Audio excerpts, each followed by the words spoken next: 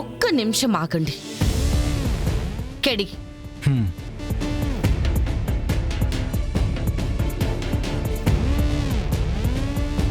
Ramya,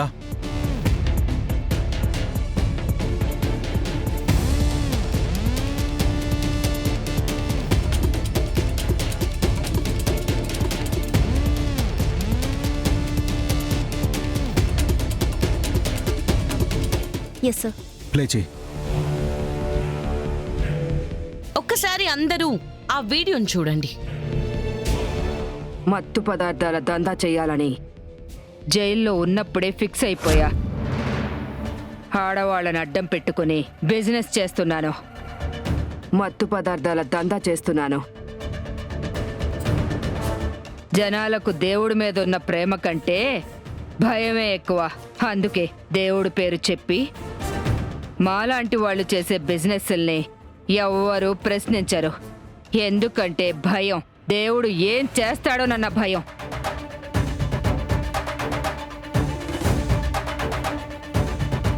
madam, ఆ దొంగ మాతని మా దగ్గరికి పంపించండి మేడం. పెట్రోల్ పోసి తగలబెడతాం. అవును, మా దగ్గరికి పంపించండి, తగలబెడతాం. పంపించండి, తగలబెడతాం. పంపించండి, తగలబెడతాం. పంపించండి, తగలబెడతాం. ప్లీజ్ మేడం, వాళ్ళని చంపేసేలా ఉన్నారు. మేడం ప్లీజ్ మేడం, నన్ను కాపాడండి మేడం. మేడం ప్లీజ్ నన్ను కాపాడండి మేడం, నన్ను కాపాడండి. నీ మీద పూర్తి హక్కు నీ భక్తులకే ఉంది. నిన్నేం చేయాలనుకుంటున్నారో వాళ్ళ ఇష్టమేం చెప్పావు కదా. వెళ్ళు యాదమ్మ. వద్దు వద్దు, నేనేం చేయొద్దు. మేడం మేడం ప్లీజ్ మేడం, వాళ్ళని చంపేస్తారు మేడం. మేడం ప్లీజ్ మేడం, నన్ను కాపాడండి మేడం. వాళ్ళని చంపేస్తారు మేడం. Madam please madam. చూసారా, ఇది మీ కష్టాలు తీర్చడానికి వచ్చిన మాత పరిస్థితి. ఇలాంటి వాళ్ళ కోసమా మీరు కష్టపడి సంపాదించుకున్న డబ్బుని నాశనం చేసుకుంటున్నారు? మిమ్మల్ని బిజినెస్ లా మాత్రమే చూసే ఇలాంటి వాళ్ళనా మీరు నమ్మి దండం పెట్టి మొక్కుతున్నారు? వీళ్ళకా మీ కష్టాలు చెప్పుకుంటున్నారు? మీలో ఉన్న లోపాలని తెలుసుకొని దాన్ని మీకు వ్యతిరేకంగా యూజ్ చేసుకుంటుంది ఈ యాదమ్మ. 50,000 కడితేనే ఆ దేవుడు మీ కష్టాలు తీరుస్తాడని మీరెలా అనుకుంటున్నారు? జీవితంలో నమ్మకం ఉండాలి, దేవుడంటే భయం ఉండాలి, భక్తి ఉండాలి. కానీ ఇలా గుడ్డిగా ఎవరిని పడితే వాళ్ళని నమ్మకండి. నమ్మకానికి మూఢనమ్మకానికి ఉన్న తేడాని తెలుసుకోండి. రమ్య మ్యామ్, వీళ్ళందరి దగ్గర స్టేట్మెంట్స్ తీసుకోండి. పద్మ మిగిలిన వాళ్ళని కస్టడీలోకి తీసుకోండి. అలాగే మ్యామ్. పద యాదమ్మ, పద. Madam please madam. రండి, వీళ్ళ జీవితం నాశనం అయిపోను. ఒక నిమిషం ఆగు. అవును, బిజినెస్ చేయాలనుకున్న నువ్వు మరి ఆ ముగ్గురిని ఎందుకు చంపావు? వాళ్ళు కూడా ఈ కాచీలానే భయపెట్టడం మొదలుపెట్టారు. పోలీసులకు చెప్తామని నన్నే భయపెట్టాలని చూశారు. ఆ ముగ్గురిని చంపి సూసైడ్ అనిపించేలా చేద్దామని ప్లాన్ చేశాను. నేను చెప్పినట్టు మా వాళ్ళు ముగ్గురింటికి వెళ్ళి ఇంట్లో వాళ్ళకు గాని చుట్టుపక్కల వాళ్ళకు గాని కనిపించకుండా ముగ్గురికి విషం తాగించి బాటిల్ని అక్కడే పడేసొచ్చారు.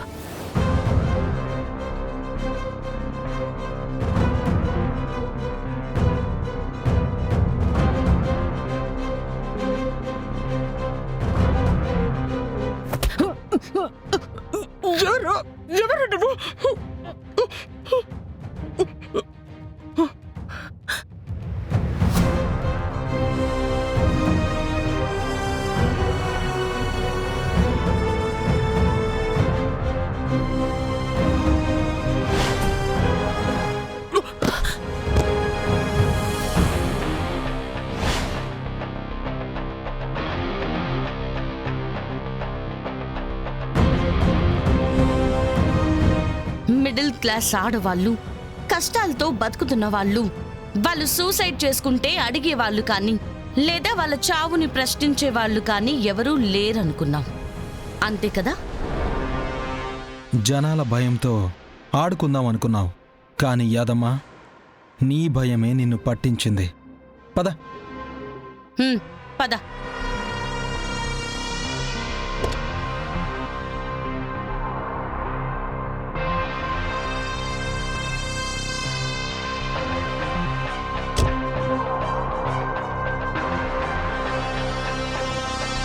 థ్యాంక్స్ కాచి, నీ ప్రాణాలకి తెగించి మరి నువ్వు యాదమ్మని పట్టించావు.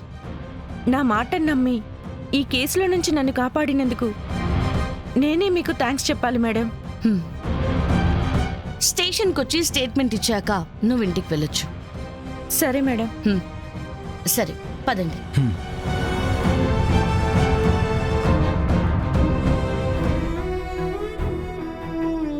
ఏంటి కాచి ఇది?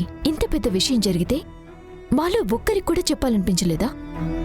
నీకు మంచి జరుగుతుందని ఆశ్రమానికి వెళ్ళావు, అక్కడ తెలియకుండా దొంగ బంగారం కొన్నావు, అది వీడియో చూపించి బెదిరిస్తాయి ఇంటికొచ్చి అందరికీ చెప్పాలి. కానీ ఇలా నీలో నువ్వే బాధపడే అందరినీ ఎంతలా భయపెట్టావో తెలుసా? నీకే సమస్య వచ్చినా ఈ కుటుంబం అంతా నీ పక్కన నిలబడుతుందని నీకు తెలుసు కదమ్మా. అయినా కూడా మాకెవ్వరికి ఈ విషయం ఎందుకు చెప్పలేదమ్మీ? తన భర్త మీ అందరి ముందు తగ్గకూడదని ఎన్నో విషయాలు కడుపులో దాచుకుందత్తయ్య. అలాంటిది తన వల్ల ఇంత పెద్ద పొరపాటు జరిగిపోయిందని ఎలా చెప్తోంది?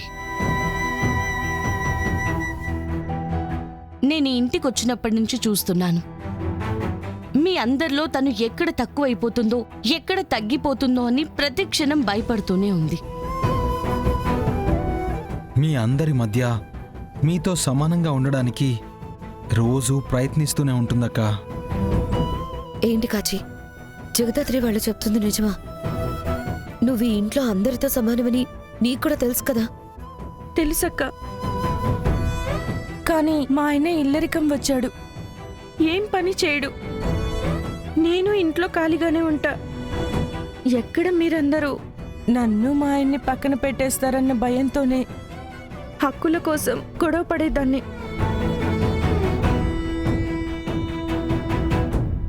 ఆ గొడవలు, అరవడం ఇవన్నీ కూడా మేము ఈ ఇంట్లో ఉన్నామని గుర్తింపు కోసం చేసినవే అక్క. ఏంటి కాచి ఇది? ఇన్ని మనసులో పెట్టుకునున్నావా? అసలు మీరు ఈ ఇంట్లో వాళ్ళు కాదని ఎవరన్నారు? ఈ ఇంట్లో ఉండే హక్కు అందరికీ ఎంతుందో మీకు కూడా అంతే ఉంది. అల్లుడు తప్పుదారి పడతాడని 4 మాటలంటానే తప్ప బూచి అంటే నాకెప్పుడూ తక్కువ చూపు లేదమ్మా. ఎవరు ఎంత సంపాదిస్తున్నారో, ఎవరు ఏం పని చేస్తున్నారో ఇవన్నీ లెక్కలు ఎప్పుడు మన ఇంట్లో ఉండవు, రావు కూడా. నువ్వు ఈ ఇంటి ఆడపడుచు కాచి. నువ్వలా ఫీల్ అవ్వాల్సిన పనిలేదు.